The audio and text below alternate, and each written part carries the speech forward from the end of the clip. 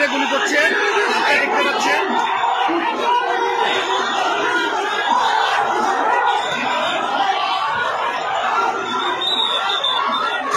সারা শহরে গোলাগুলি চলছে।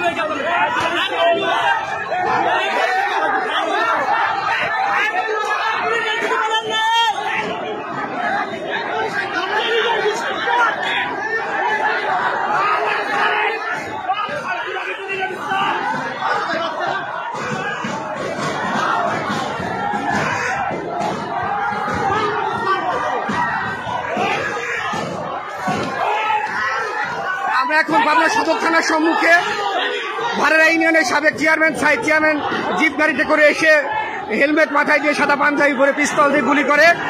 এক পর্যায়ে সাধারণ ছাত্র জনতা তাদেরকে ধাওয়া করে এবং সাইদ চেয়ারম্যানের গাড়িটি ভেঙে ফেলে।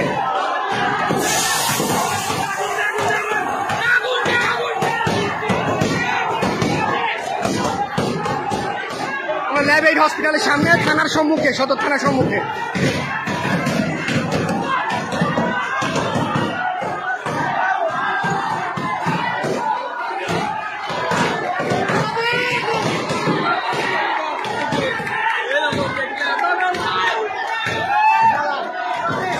আওয়ামী লীগের লোকজনরা এসেছিল, তারা সবাই পালিয়েছে।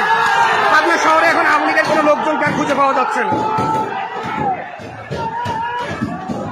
প্রত্যেক গলিতে গলিতে ছাত্ররা ঢুকে পড়েছে, খাওয়া করছে ছাত্ররাই। পাবনা শহরের সমস্ত গলিতে ছাত্ররা ঢুকে পড়েছে। পুলিশ নিরপেক্ষ ভূমিকা পালন করছে, পুলিশের ভূমিকা নিরপেক্ষ দেখতে পাচ্ছি আমরা। এএসপি মাসুদ আলমের নেতৃত্বে পুলিশের নিরপেক্ষ ভূমিকা দেখতে পাচ্ছি এবং ছাত্ররা সারা শহর দখল করে নিয়েছে। আওয়ামী লীগের লোকজন ককটেল ফুটায় এবং পিস্তল দিয়ে গুলি করে, পরবর্তীতে তারা পালিয়ে যেতে বাধ্য হয়।